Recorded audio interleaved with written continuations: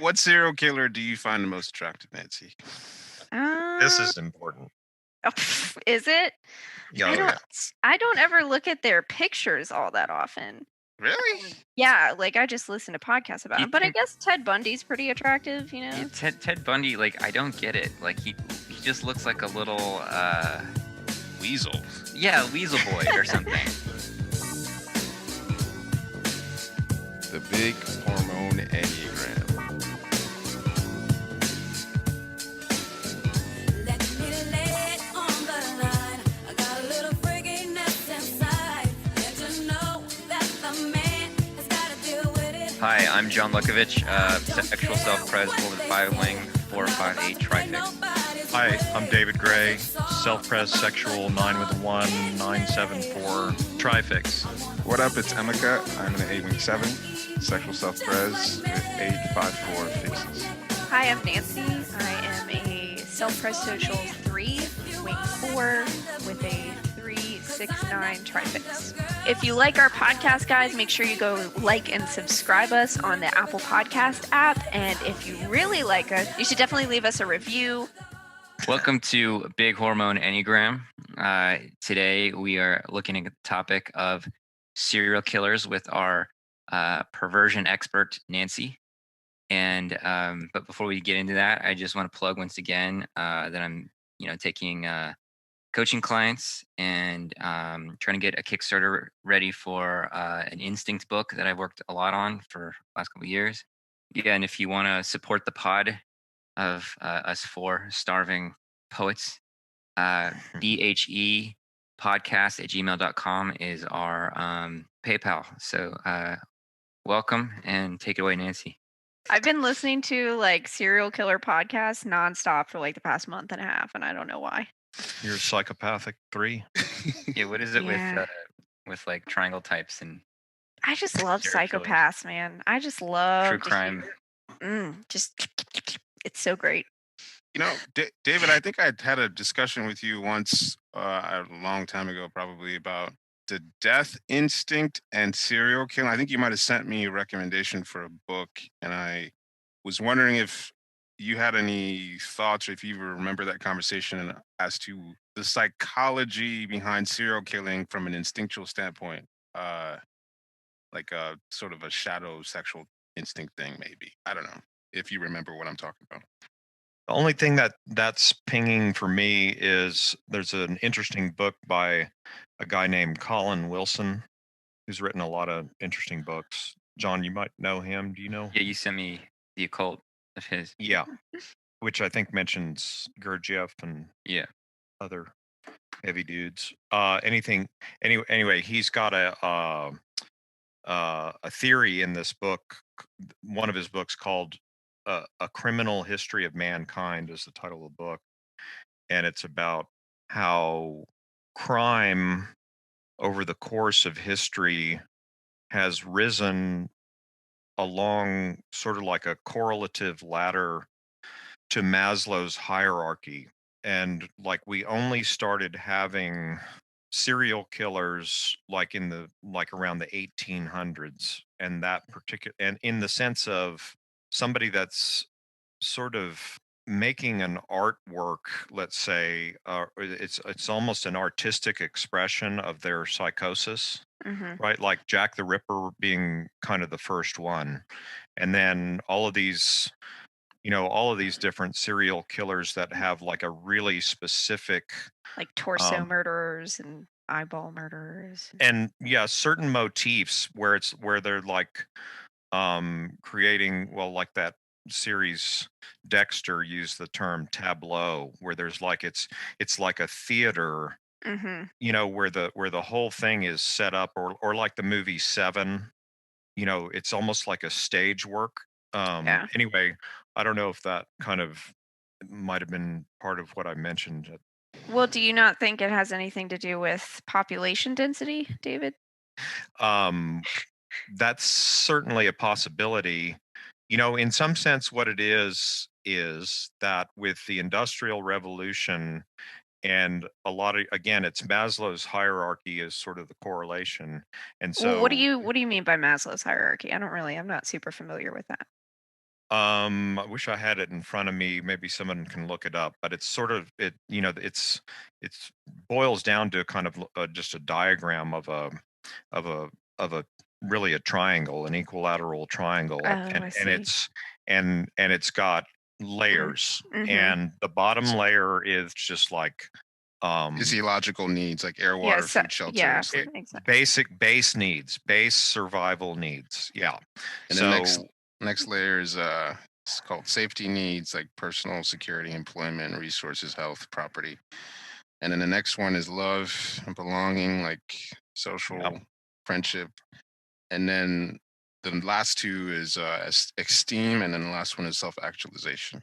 self-actualization. So the point of the book, that the theory that the book is laying out, is that with the industrial revolution and those lower needs being sort of mainly taken care of, then you have the freedom, even in the realm of crime, for people to venture Mm. into the experimental, relative to their own psychology, and further still, the art, and aesthetics of their own, and actualizing an an expression of their own psychosis. So Interesting. it's kind of a, almost an expression of freedom that comes with having those lower needs already taken care of by the social system in some way. Interesting.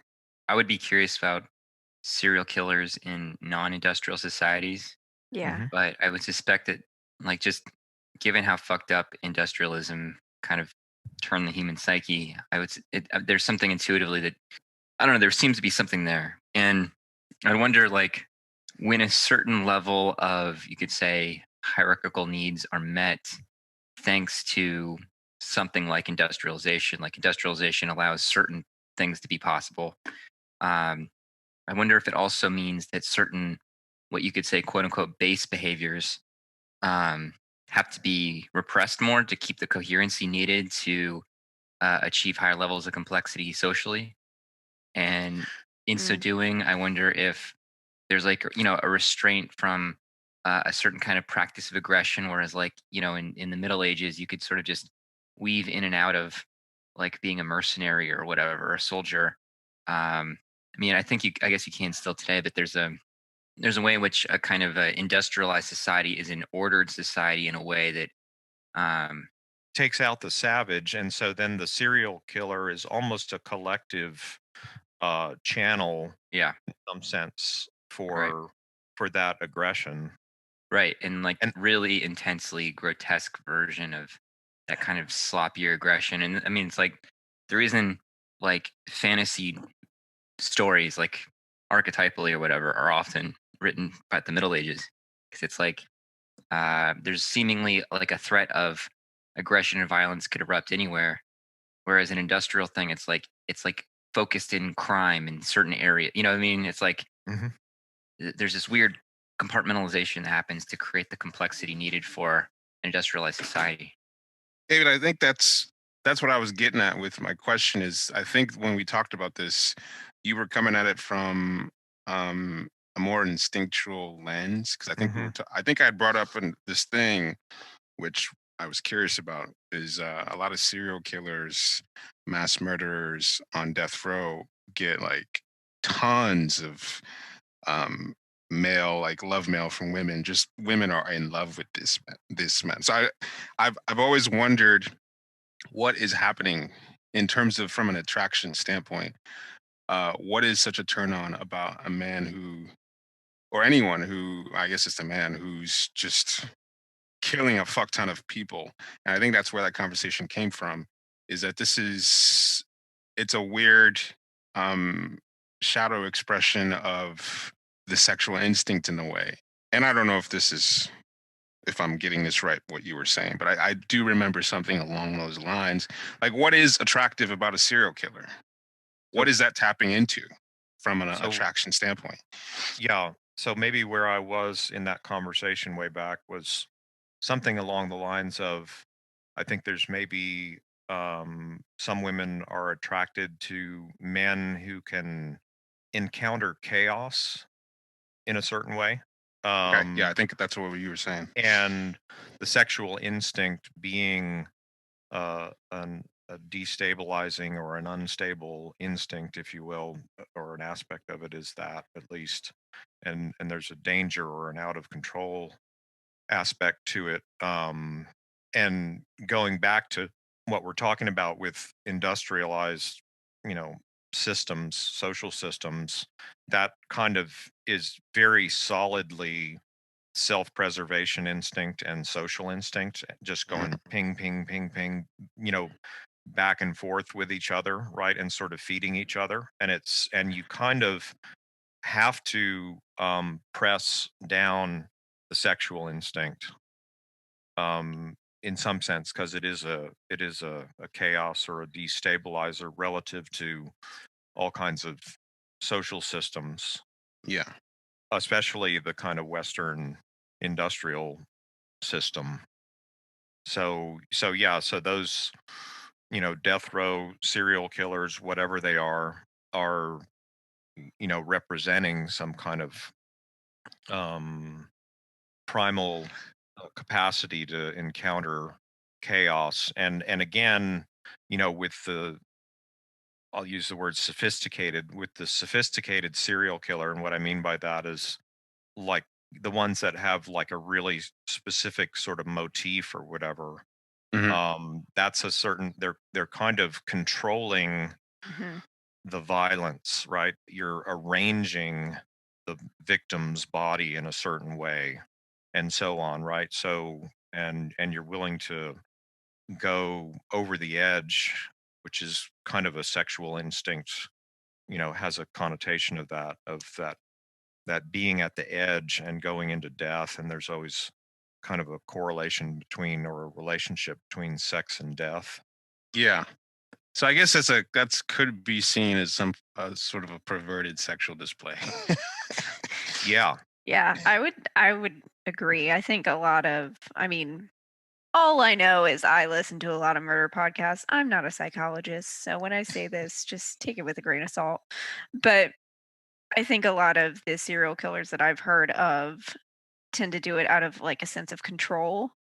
Like they want to control this part of society. And they think it's wrong and bad, so they control it by killing it. And then they're able to live their lives happily because they're controlling that part Hmm. of society. Typically, sex workers or gay men. Nancy, do you know if there is any decrease in at least like sexually based serial killing since like the widespread availability of porn? I don't know because the most of the ones that we've been like that we've found and have studied were like early 2000s, 90s, 80s. Mm, So there aren't a huge amount of serial killers that we've been able to like, or at least that I know of, that we've been able to like study and sit down and interview and like know of. yeah, I mean, Since I don't know shit about serial killers or anything, but I really like the show Mindhunter, right? And Mindhunter, is about studying the like the early FBI attempts to study, classify, and take serial killers as a phenomenon seriously rather than just being insane. hmm. And so in the show, there are a whole lot of, they act out the interviews they did with real serial killers. Like they use the transcript as the script for the show. And what I found interesting in watching this was, at least with these men, like Ed Kemper and man, a whole bunch that I don't remember the names of, but they all have like typically like very narrow, specific, and sort Hmm. of depersonal sexual focuses. They all have, or most have at least, some kind of weird dark relationship with their mother, where their mother It's was like, always the mother, right? right, was like extremely dominating and shaming in some way, or occupied some like exaggerated, like fucked up role in their young manhood or something. And um, yeah, those were the two things that really stood out the most. And so I was kind of curious, so I started looking up serial killers at the time, and I didn't find any like the really bizarre ones. Like it seemed like it tapered off. Like I think BTK, the bind, Mhm. torture, killer guy,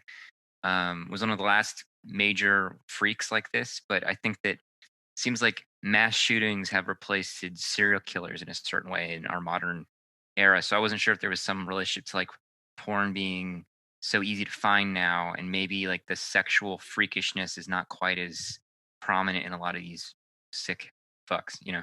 Yeah. Maybe, because a lot of them, a lot of the ones that I've heard of do have that weird thing going on with their mom where like either they had like weird mixed up sexual fantasies about their mom or like and their mom kind of like fostered that in them or like they really didn't get along and they really hated their mother and that went down a rabbit hole. Hmm. So I yeah, it's always the mom. I don't really know why. But I mean, and you said it's like usually the target of a serial killer is usually a sexual object, so to speak, like a woman or a gay man, right? Like somebody that Mhm. they've got a Mhm. sexual view or lens for, right? Yeah, well, yeah, and a lot of times they view them as like bad. Like yeah, okay, but desirable too. You know, it's Yeah. Yeah, it's a weird combo. And the access to porn has changed quite a bit in the last decade to 20 years in terms of all the different avenues where you can access it. It's not just like you're able to go to pornhub.com and watch whatever you want, but there are so many acceptable ways to engage with sex workers like cam girls or cam guys. Mhm. um like you can do a whole bunch of shit through your computer. It's so easy to get your fix if you have a sex addiction or anything like that, without anybody really knowing. Whatever it is you want, you can really interact with sex workers at a level that has never been able anyone is able to do before. So I have a working theory that serial killers tend to be either ones or sixes, personally.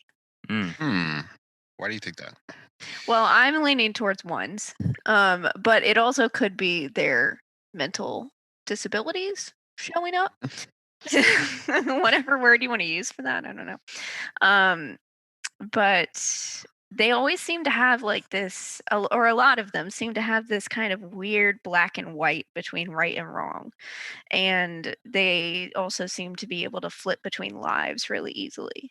So that thing that we talked about in you mean the compartmentalizing? yeah, like Mhm. yeah, like they'll bury these bodies in their backyard and then go like sleep with their wife in their bed. And But that's it's not like normal. no, actually it's Oh, not, John. You should probably get a therapist. But He is a therapist. plot playing twist. all angles of this game. He's in a room by himself just therapizing himself. No, with a bunch of bodies in them. Weird. And something that a lot of serial killers do too is take trophies Mhm. from their victims. So I don't really know what that's about. I'm just kind of interested with that because, like, there's a lot of them that take jewelry. One of them I just listened to took their eyeballs, which I find really interesting. God, I think he was a one. I think that was Ed Kemper, the eyeball killer. I forget. I don't. I'll Maybe look it it up was while Ed y'all talking. yeah, but I think he was a one because he was just very exact and specific, and he was able to forge his bachelor's and master's degrees, and he never actually finished college. So I Well, don't. for example, with Ed Kemper, I think it's interesting to look at how certain personalities that people wouldn't expect could commit super horrific, violent, Mm-hmm. crimes, and especially when it comes to like a type like nine. So, for example, I do think that Ed Kemper, if you saw Mindhunter, the way that he's the actor who plays him did a pretty good job. Like, videos of Ed Kemper, he's pretty chill. Like, you wouldn't. He's Yeah, very that's wholesome. true. You wouldn't He assume. struck me as a 9, at least the way he's portrayed in the show. Yeah, and well, the real guy isn't that far off from. I think the guy that the actor that played him in Mindhunter actually played him more creepy than the Mhm. actual person. The real guy is more unsettling in that you would actually like to hang out with this guy. Like there's nothing creepy about him at all. And he really explains and describes how he was living this double life. Like, it's sort of the nine compartmentalizing multiple selves where he could have conversations with cops and no one would ever suspect that such a nice, wholesome person could do anything like that. And I was watching the video and I couldn't see it. Sometimes you can watch Mhm. people, you can watch like a Manson and you can tell that this is a murdering, not like he's not a murderer, but he has the capacity to do it. Yeah, like um, you're a creep. right. But Ed Kemper, he has got that nine thing of just being very low key, very nice, um and almost in a way that the way he was describing his victims, like he had empathy for them, like he was Yeah, wishing that that's mhm. it's kind of like a nine-ish automatic empathy, whereas I got to do this thing but you should probably think about escaping. So he couldn't believe that they would just like give themselves over, but I think that's part of that whole nine thing that he had going Mm. on. The other nine, serial killer, what's the other one? Dahmer. Some people say Mhm. Dahmer's a 9. Yeah. Yeah, like I wasn't sure about him, and then I watched some interviews, and he's got that creamy, Yeah. creamy, just like low key whatever thing that he's got going on. So that was always interesting to me. That if you read their murders, like this is some horrific, you know, horrific murders. But that nine sort of hidden anger thing. Yeah. Nines, you got to watch out for them. Yeah, and they always a lot of them are like really charming and like you would never suspect them and that's how they get so many of their victims. That's Hmm. very nine. That's how I do it. Oh, is that why you keep inviting me to Texas? That makes sense. Why are we deciding to talk about serial killers on an Enneagram podcast? Yeah, Nancy. What the fuck? Yeah. 'Cause What? I fucking find it interesting that these people are still humans and have like personality structures and Yeah. can then go like murder someone and dismember them and fuck their dismembered torso. The psychology of it is certainly endlessly fascinating. And like, yeah, I guess like what I'm still pretty struck by your super ego. Like I don't know if I agree that all ones and sixes, but I think that you're picking up definitely on the super ego element that plays a heavy blockage that leads to this weird stuff in a lot of these guys. Anyway, sorry, I interrupted. What are you saying, Emika? I just thought of Ted Bundy as another example of. He's a 3. Yeah, he stood out to me because he was a three, and he's got some pretty good interviews, and he's very well spoken, and you can see the charm of three, like the sort of smoothness that he has. Um, where I think he's also, well, I don't remember what his instinct stacking was. He might have been self-pressed sexual, but just explaining how like I'm just like anyone else. Like I'm like a part of your community. Like he was a respected part of the community. He had like a Mhm. good job. He was a really charming guy, but then he had this other life where he just cruise around, pick people up, rape and kill them. And so I never really knew if I related to it more of a type thing, but I always felt that it was more of a instinctual life, like the extreme end of certain instincts playing out.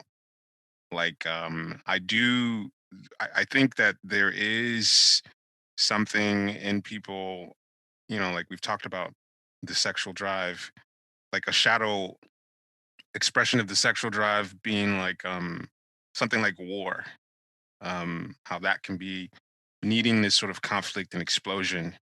And I've always felt like these are some of like examples of instinctual drives just going crazy. Like maybe it's an attraction thing. You're turned on by, like, for example, Ted Bundy. He was just really into. He said it was a porn thing. Like he blamed it on porn.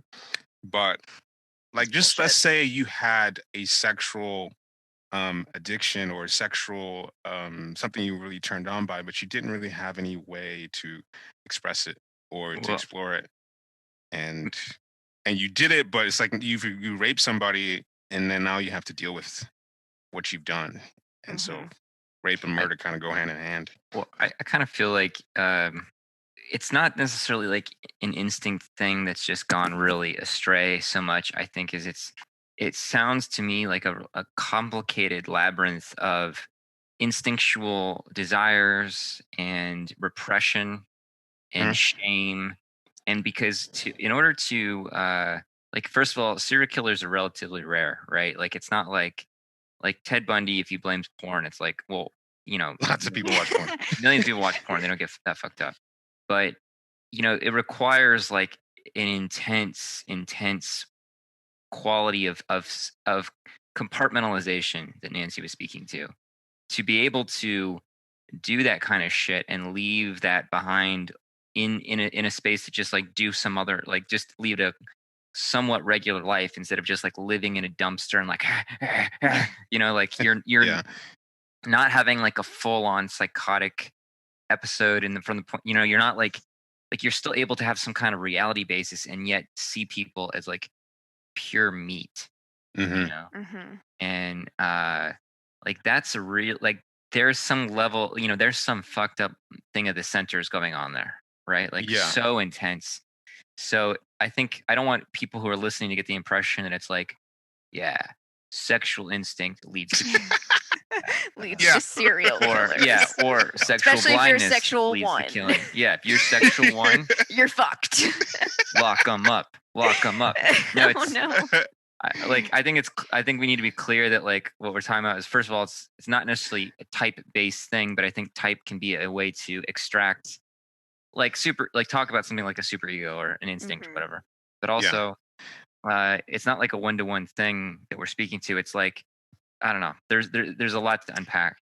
Yeah. It's definitely. I mean, it's not something that, like you said, it's pretty rare, and so these people are psychologically fucked up Mhm. in more ways than you can just point to one thing.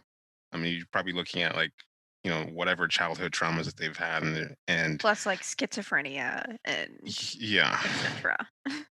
Another piece here that I think is pretty important comes up in Camille Paglia's book, Sexual Personae. In that first chapter of that book, she gets into this discussion of the differences between masculine and feminine energy and men and women. And she points out, of course, that extremes of pathology generally happen in men, right? When it's, Mhm.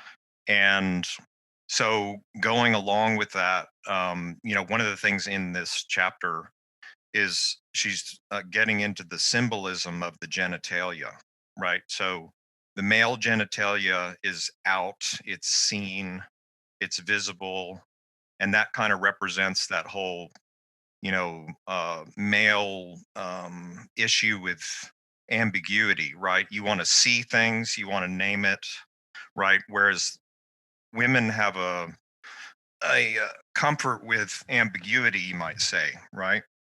It's uncomfortable to men, and men that are in the throes of extreme pathology in some sense are a superman in the sense of having a bigger problem with that mystery of the hiddenness of woman, right? Mm. And so like Jack the Ripper, his thing was to completely peel the woman kind of inside out, right? So Mhm. that all the inside was seen and all that dark and invisible was out and nailed onto a door or whatever.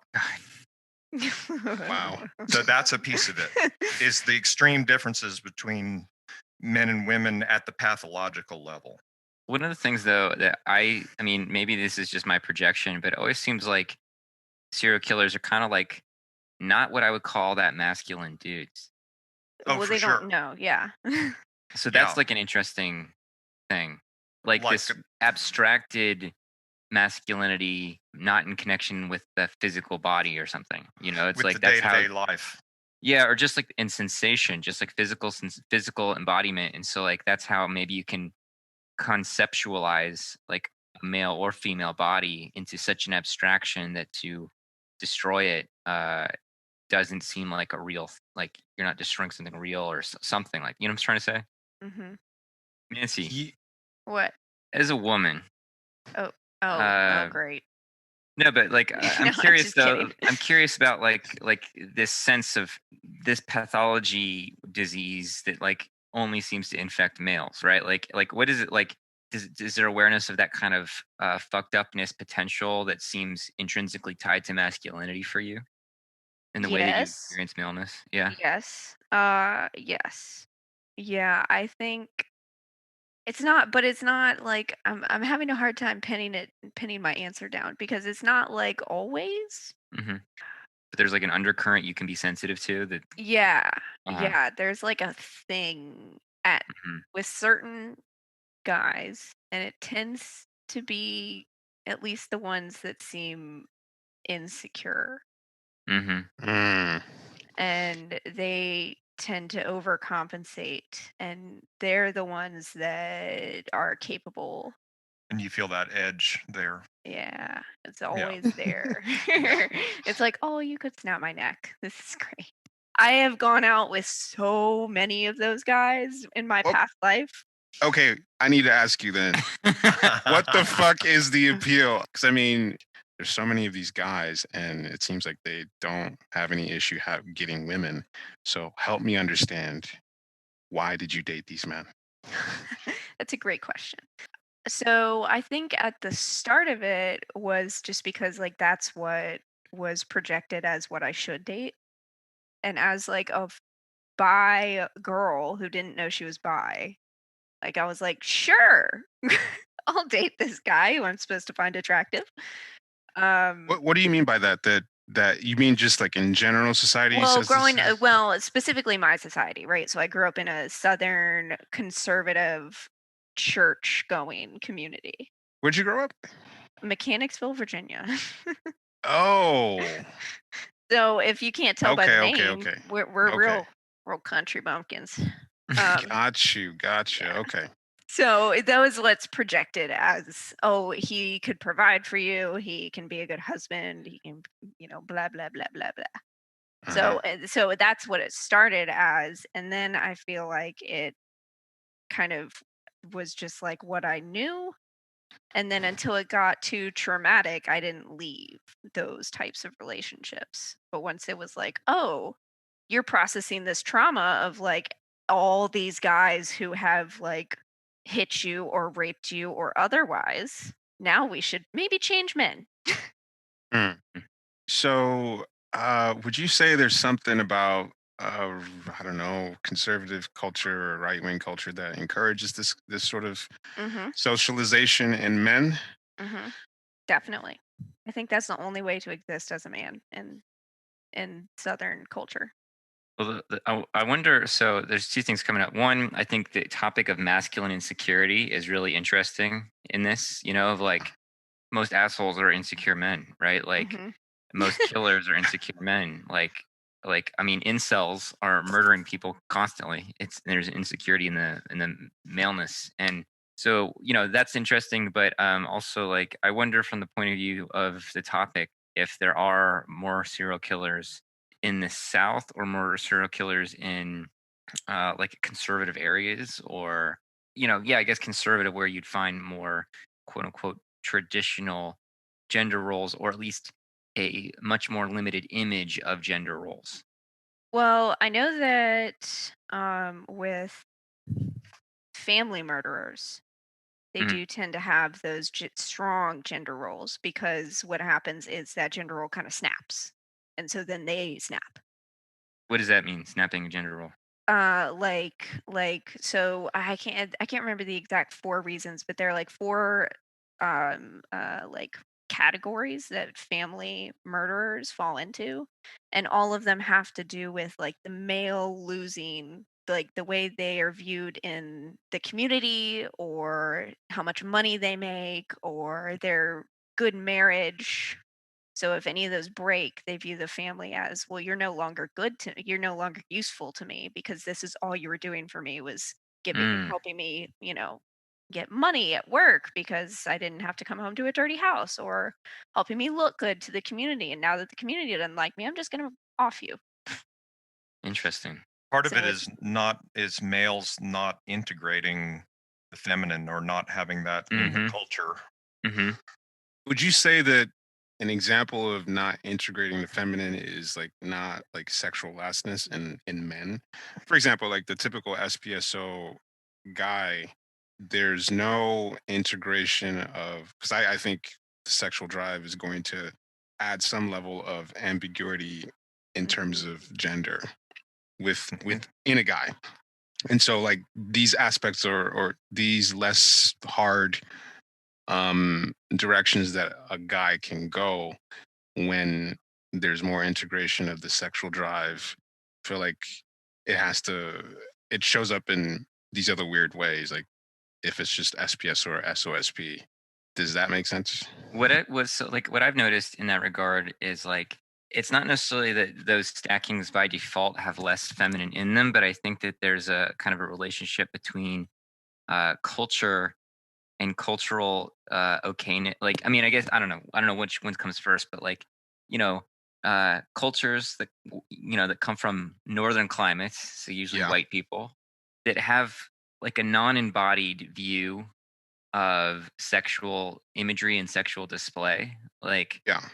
like if you think of like we're talking about like the a southern archetype of a man who's like got a lot of guns and maybe has a thick beard Yep. and And his uh shoulders are way bigger than his calves. yeah, big, and then like a big truck. It's like they're not embodied, they're kind of abstract and like they're not about the body. And so like what I notice like when I teach male friends to dance or like I've done workshops around the sexual instinct, it's like just men, especially United States, have such a lack of embodiment in their pelvis. Hmm. And I mean, it's a story for another time. But I one time uh I went to an orgy just to like just for fun and As you yeah, do. as you do, and didn't participate, It's but just a Tuesday night. it was fascinating to watch. It was like this giant New York sex party thing, and I was really struck by watching these. First of all, how not sexy it was, but also all these bodies flopping around, and I was like noticing how there was no like life force in these guys' pelvises, and it was like really noticeable to me. And so like part of like when I teach people to about the sexual instinct, regardless male or female, um, I do these like sort of exercises that I developed with my friend Sherry around just like moving the pelvis in certain ways and getting it active and open because I don't find people who might be social self-pres social from like any non-white culture to be nearly so That's true. Yeah. That's true. limited. Mhm. Yeah, totally. And there's something about whiteness and the like I think I always call it the North European hangover of just like tight Mhm. little rigid rooms to keep heat in where you're in a small space and so you don't learn how to like express from your body as much because you're keeping Mhm. heat in all the time. And so that's like so That's there's a interesting. disembodiment that kind of carried over that I see in men all the time. And like when I teach men to dance, it's I think all straight men fear looking like a kind of a cartoon of like a very flamboyant gay man like flailing around or something. They like don't want to look Yeah. like I'm just taken by the music like I'm Mariah Carey or something like like there's a there's a fear that they're going to be kind of humiliate themselves and from the point of view of being too I don't know, swept up or possessed by the music, and that's a real thing. Like, it might be silly to like somebody listening or whatever, but it's a real fear from a socialization point of view. It's like if you slip outside the bounds of a certain masculinity, then you're no longer sexually attractive. And then if you're not sexually attractive, what use are you? So anyway, when I'm teaching men to dance, what I show them is like they have to get in touch because we're talking about integrating the feminine. Uh, Mhm. what I tell men is like they have to start moving the pelvis in a way that's like the pelvis has to be the feminine within you, right? Like you have to allow the pelvis to have its own volition and movement. You're not always controlling its movement.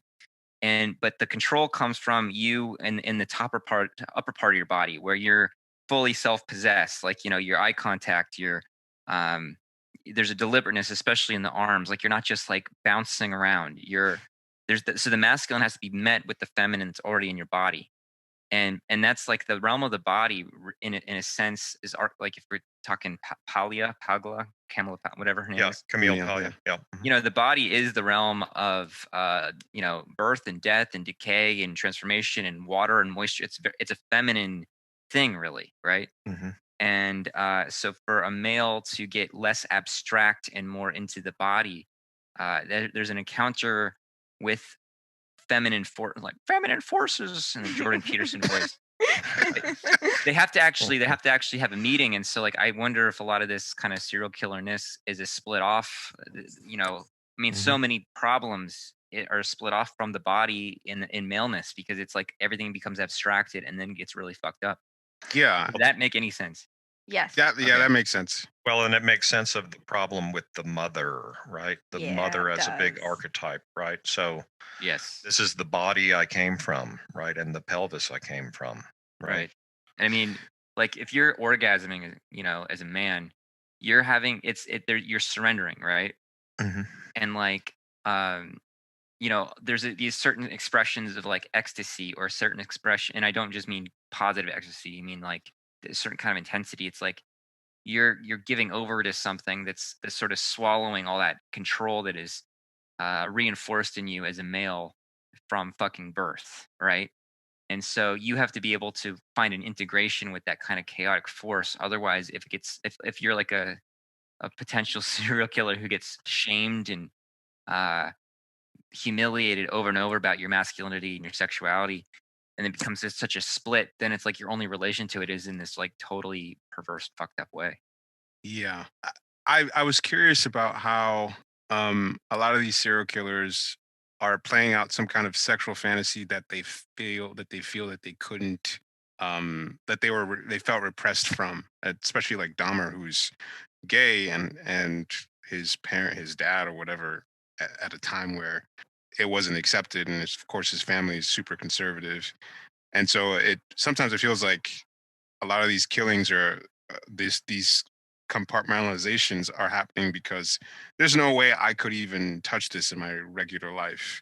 And so I have to I kind of look at it like the way the conservative right, a lot of these right wing or evangelicals who go so hard against gayness and homosexuality end up being like, you know, the dudes that go to the truck stops have and have these rendezvous, and then they get outed, but then they want to end up hurting those people. Like you have Mhm. repressed sexual desires, and so you enact them somehow, but you end up wanting to erase Well, the you want to source of. erase it because they represent the loss of control. Mhm. Right. Yes. Mm. And so Well, I see some of these serial killers and as an extreme expression of kind of like the homophobia of people who have homosexual desires, that, you know, like an mm, extreme example of something like that. it's Maybe. not it's not totally uncommon for like there's a reason why gay men don't go out with men who just came out because or are just coming out because they are more likely to harm them and abuse them and Hmm. because they like have Still such hate themselves. yeah, they have so much repression and just all that crap that they're going to end up hurting the person that made them gay basically. Damn. So Nancy, you got a lineup of any serial killers you want to talk about, or Any serial killers Yeah. you want to type? Dylan Millard, have you guys heard of him? tell us? I have notes. I think that the one guy that dressed up as a clown. I think Oh that yeah, Ooh. Gacy. might have. I think he was a 2, actually. Oh, That's that's interesting. creepy. Yeah, I didn't imagine. know about Like luring kids or whatever his it. thing was with the whole 2 kind of seduction thing, and being a professional clown. Oh, I think I did hear about him. Yeah. Yeah. It just all kind of had a 2 accent to it. Yeah, I don't know if I see any type patterns. It seems like Yeah. there's an example of every type, because you wouldn't think of a two serial killer, but here we are. I don't You know. might not. I've met some twos. I've met some twos Bill Cosby, I that forget. I wouldn't put it Yeah, past no, them. there's some, yeah. Twos can freak be me out a bit. twos can be predatorish. They're scary. I still don't think that fours would have it in them just because they're too lazy. I resent that. I know, but also I'm not wrong, and you know. Yeah, Um, like a there is 4-wing something 3 to would be like wanting to like it would be too dirty for a 4, like yeah. too non-aesthetic, too like base. Well, there's also that I feel like fours are more in touch with the feminine That is true. Yeah. Yeah, that's what I was than going to other say. types, you know. So I feel like they just aren't as likely to be a serial killer. Like I'm sure a lot of people imagine, or Marilyn Manson haters imagine that he would be a serial killer, but it's like this is such an aesthetic ideal. He's so married to art Hmm. that it's not this like repressed femininity thing that is gonna Yeah. explode on people. Like people project so much evil on the guy, but it's like he's Well, hasn't done anything. Yeah, That he's was- just that an was- artist. That was one of the points in this book by Colin Wilson, A Criminal History of Mankind, is that there's actually, I don't know how you'd say it, but a correlation or relationship between art and crime. They're coming from somewhat of a similar space, like maybe Oh, okay. crime is the shadow of art. Hmm. Because art, really good art, exceptionally good art, is in some sense it's destructive in the sense Yes. that it's a beauty that most people can't match. There's a force to it, right? And sometimes new art forms, or refinements of certain art forms sort of kill the previous iteration, right? So Yeah, there's yeah. this kind of creation, destruction, creation thing. And so I think to the degree that that you can associate for and artistic stuff, proclivities or whatever, there is that. And in general, integration of the feminine, to me, is, I think, a part of four in general. Well, Mhm. y'all know that I have resonated with the myth of Orpheus, and a formative interpretation of the myth of Orpheus is by George Bataille, who talks about Orpheus as the myth of the artist who he goes into the underworld in pursuit of Eurydice, but in returning to the surface, like he can't look back at her, so he gets to the surface, he looks back too early, and he only gets a glimpse of her before she's pulled back into the underworld. And the way he interprets that is like the artist gets a glimpse of the underworld and brings that glimpse into the day world through the work of art. And so the effective artwork is something that takes you outside of the conceptualization of the ego and practical usefulness of the ego, and brings you to a space that's beyond ego-ness. And I think that the erotic and the artistic, when they're really successful, are both effective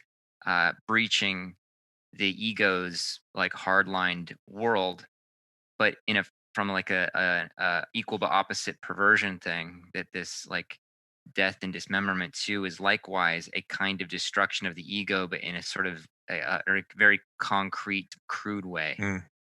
Art, death, and sex. Art, death, and sex. Art, if you want to reduce it to the utility of art, like art is in a sense a sexual ornamentation. It's a sexual display. Yeah. And Right. so that's why art and sex can both bring you to a place outside of egoic control and primacy, right? Because they're both, ecstatic in the sense of taking one beyond stasis. That rings true with how a lot of people are different, or even opposite to their day-to-day life in the sexual arena, in the bedroom. They'll Yep. be, yeah. Oh, is that okay? Yep. It's not referring to myself. I was just agreeing. She had an enthusiasm that was like, Yeah, I'm Very actually funny. really a bitch in the bedroom. I like to be spanked. It's a disappointment for a lot of us, man. Peg me, please. Mm, So you got your notes, Nancy? yeah.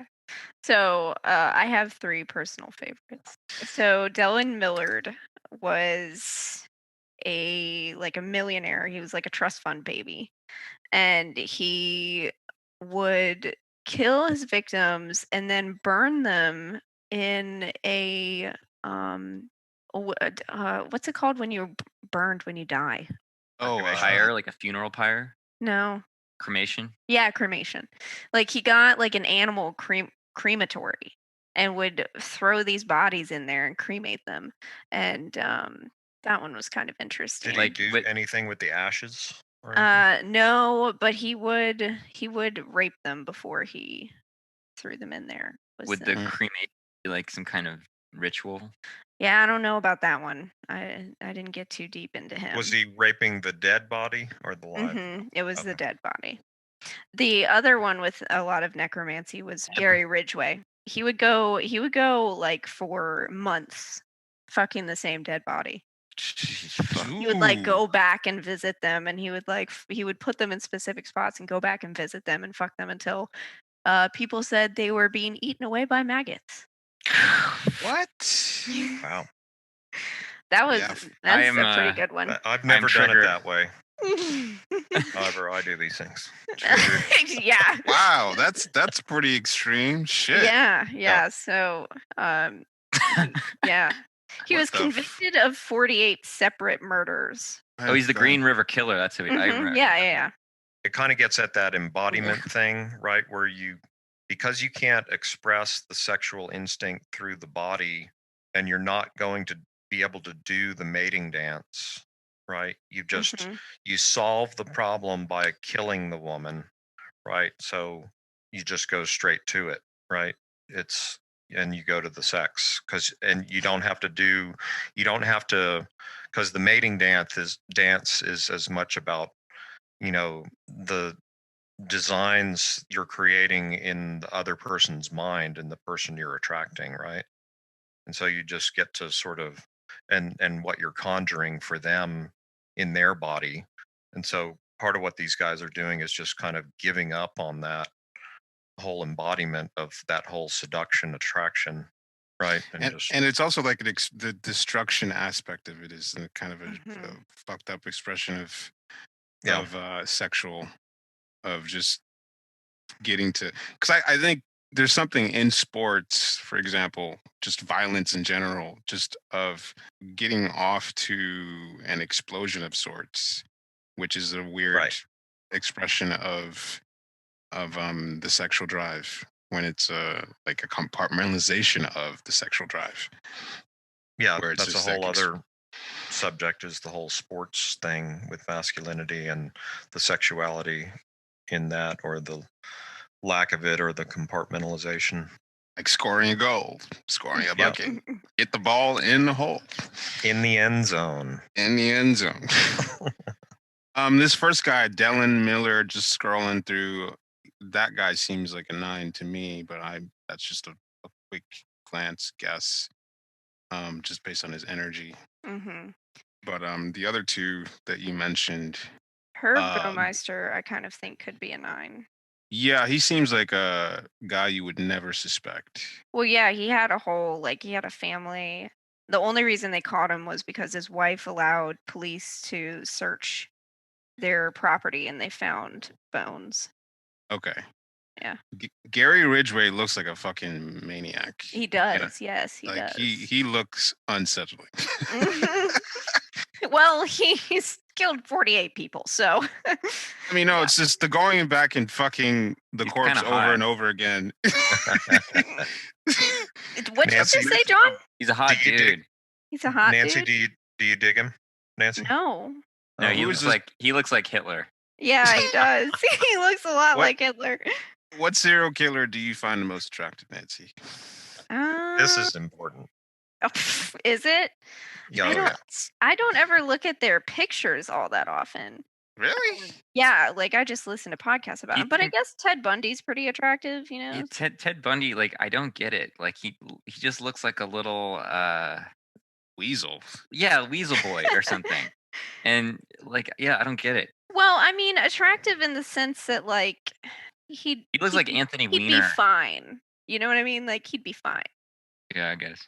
It's like Acceptable. He's not- it's not a Some- guy where I'd like, You- go crawling after him, but like he's fine. Do y'all consider Ted Kaczynski a terrorist or a serial killer? Probably that's interesting. terrorist because it was political, right? Who's that? Yeah. The Unabomber. Yeah. The Oh yeah, Unabomber. that's Yeah, That's I'd say that's political. terrorist. Yeah. Yeah. Yeah. Type 5. Mm-hmm. But it had some serial killer Yeah. elements in that definitely. there was somewhat of an art and a message, right? Mm. Trying to broadcast or convey. Mhm. Yeah. I think Yeah. the guy that looks the creepiest in terms of serial killers is Richard Ramirez, the Night Stalker. Mhm. See. What's his story? Oh yeah, he does. He was look- just yeah. breaking into apartments and just raping and torturing Oof. women. Yeah, he looks Um, creepy. Like he looks like he looks straight up evil. Yeah. Like if you were gonna draw a villain in a movie.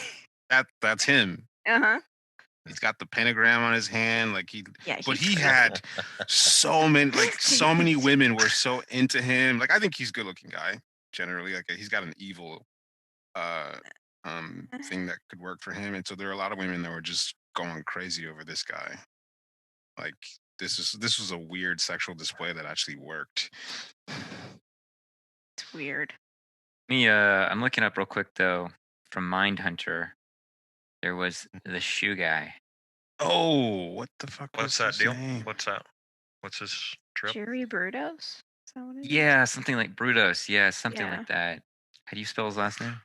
Brudos, Brudos. This What's the guy's deal hot with too. He looks like a thumb. Yeah. So, What's his name? Jerry Brudos. And he was a serial killer and necrophile. Oh my Of god. 4 women. He was obsessed with shoes. And I guess what he would do is he was a door-to-door salesman. So he'd go inside, he'd overpower a young woman, and I guess he'd take photos of her and rape her and kill her.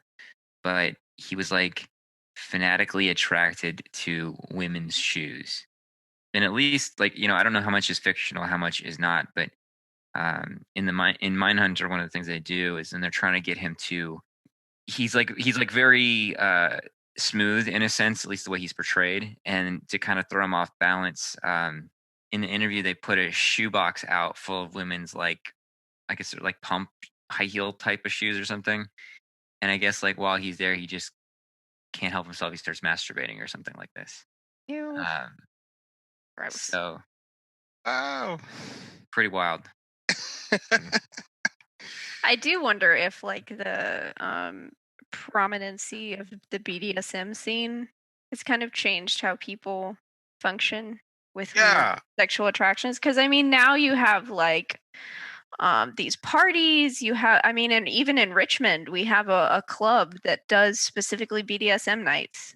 Yeah, I was gonna mention that earlier. Like, I wonder if like kink.com and all these ways of expressing or exploring or whatever the fuck weird Normalizing kinks. shit. Yeah, you've got like shoes, diapers, fucking all of it. Dress, Yeah. just everything that you want is a lot more normalized now. You don't have to go force yourself on somebody and then kill them to explore it. Yeah, you have the internet, and people probably want that. And people like I- to fantasize about rape, and they're into it sometimes. And it's Yeah, like- there's rape play and all that kind of shit. yeah. Diapers always gets me. It gets you going, David. Is that what does it? It's just like, I just can't connect to it. Oh, that's the one. That's it. Out of all the others, there's a type of kink that's these men go into rooms with projectors and they project naked women like massively on the screen. It's like giantess porn, and they pretend that they're tiny people and that they're Oh, fucking a huh. giant. Yeah. Oh, God. Giant mommy. Yeah, it's very weird. My friend sent it to me. She's like, "Oh my god, I found a new porn thing." It's funny to think that maybe like the wide you know access to kink and ways to explore porn in real life contributed to the end of serial killers in some kind of way. And they always thought that porn would ruin our generation. It's like you can get your freak on to whatever degree you want to in this time. You could do whatever the fuck you want without going and killing anybody. You don't have to kill the people. You can just fuck them. So the real killers are just going around and shooting up schools and churches. Exactly. And Well, now, maybe the particular fetish can be satisfied, but then these incel guys are like watching porn and like, I should be able to fuck, and then I'm so without mad. without doing anything, like without getting a good personality or like exercising or Doing anything. self But you improving. I don't Yeah. understand that though, but because you can pay for it still. Right? You could just Yeah, pay but a lot for of these someone. guys are like, I mean, there's like, I don't think it's necessarily about sex per se. I think it's the sense of just being Wanted. repugnant and want versus wanted and Mhm. being, like there's so much about like, and I'm not saying the opposite's not true, but there's so much about a male relationship to the feminine in terms of just self-worth and seeing oneself as Mhm. like having any value whatsoever. You're like Mhm. trying to like Yeah. get your mom's attention from the second you're born, and then then all these other women, you're trying to like be accepted as a masculine being from a feminine point of view, you know and Yeah. there's all these like how much like first of all, we have almost no concept of the masculine like in a real embodied sense in our culture, and so Mhm. you have all these outwards. It's just like capitalism. It's like buying to be, right? It's like, oh, I shop at Whole Foods, so I'm like really woke or whatever. It's like we shop for how like identity, and so in the same way we shop for masculinity.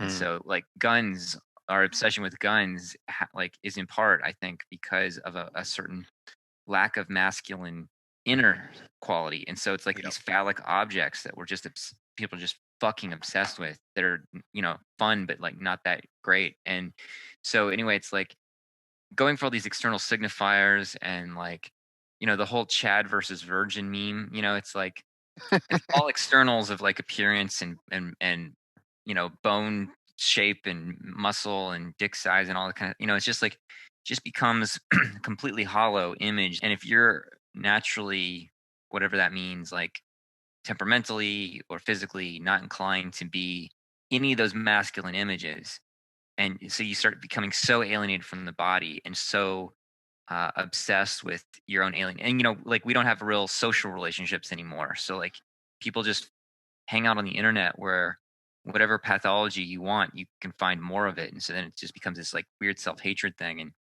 I mean, it's very primitive because from what certain anthropologists understand about early human sexual dynamics, like that there was a widely shared sexuality amongst a tight knit group, right? So it wasn't like monogamy.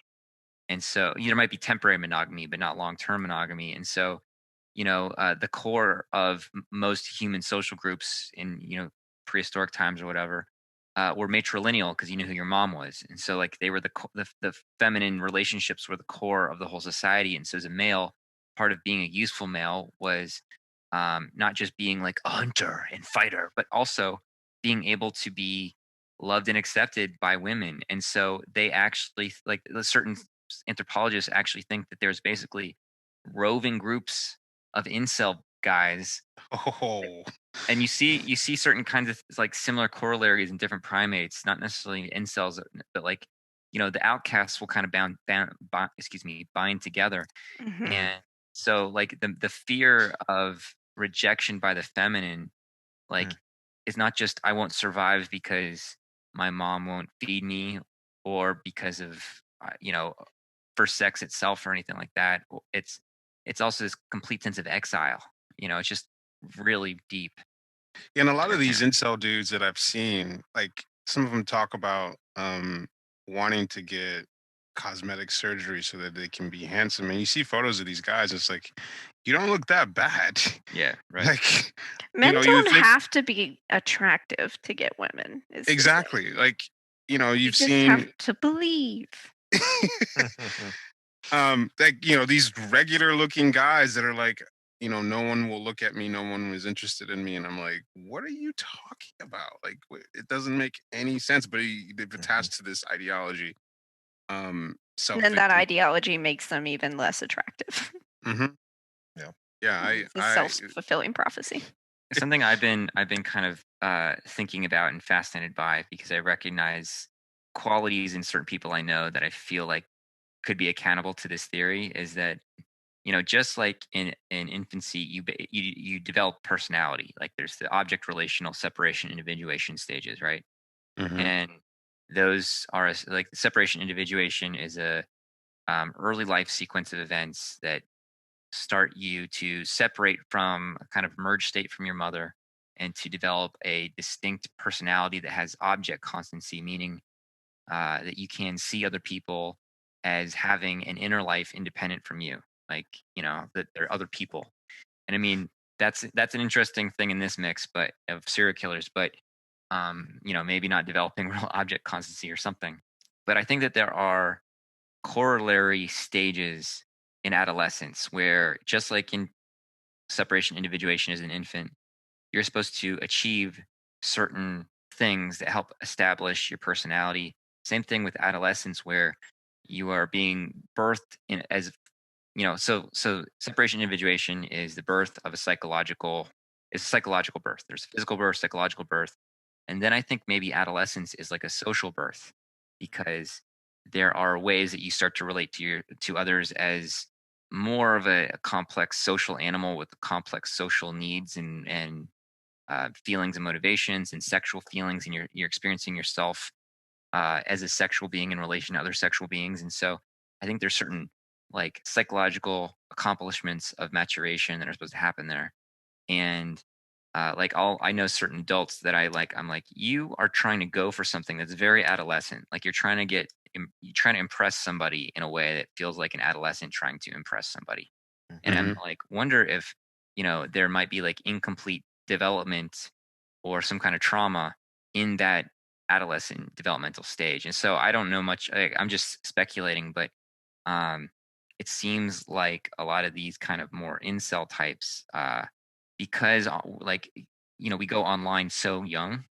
hmm I'm not saying it's all online, but that the alienation, social alienation happens like there's almost not enough time to be around other people to sort of get over your fucking and work through your fucking fucked up social pain, hmm that adolescence represents for everybody. It's like you need to kind of like get the shit beaten out of you in a certain way. And I don't mean that literally. I just mean like Right. it's adolescence is extremely painful for everybody. Yeah. We're depriving ourselves of that because we're online and we're not actually doing it amongst people. Right. I mean, when you're doing it amongst people, you're having all kinds of physiological reactions to being around people. Like Yeah. play, for example, is a way that you, as a kid, you're testing boundaries and how much excitement and overwhelm you can have.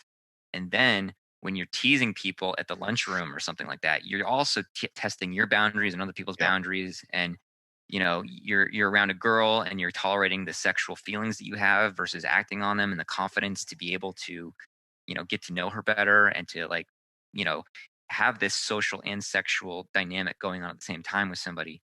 And so if you don't have any of that practice and you're so alienated, but you've got an escape or an outlet that, like, okay, I can go to like my World of Warcraft or whatever the fuck after school, then it's like I compartmentalize where my center of gravity is. So I'm not like staying there in the mix of social relations. I'm kind of going to this Call of Duty bullshit place.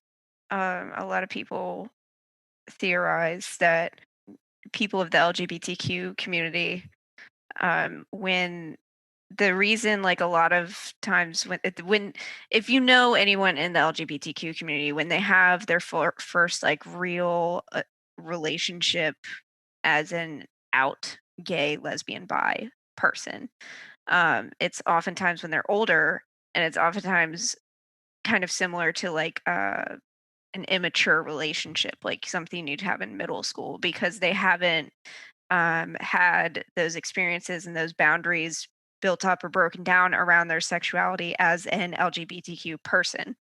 So if someone were to grow up gay and never have that structure built up around their social interactions, that could definitely fuck with you. Interesting. It just, yeah, it would pair nicely with Emika's theory that a lot of these guys are gay serial killers. Yeah, at least that's something that stands out a lot. It's just Mhm. like this, and even with Bundy, it was just he describes his whole deal that he was getting really obsessive about a certain type of porn, and it's just like no, it was back at a time where there was really no safe or acceptable way to explore whatever sexuality he was getting off to. So Yeah, I don't know if it's gayness so much as it is uh like some kind of quote unquote unacceptable sexuality, right? Yeah, yes, yeah, like not specifically gayness, but Yeah. yeah.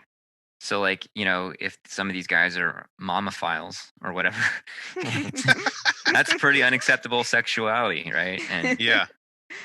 It's like we've talked about before on some thirst trap episode about how a lot of porn is just like stepmom porn or stepdad porn and or step Familial. sibling. stepsister Yeah. porn and like, or not just step, just skip the step part and go And just straight go to the straight to- mom or the yeah. sister. Oh yeah. Yeah, there's a Um, lot of that porn out there. so it's like you got these guys dealing with this decades ago. human Weird. beings are just wonderful. we're, Just we're great. fucking weird.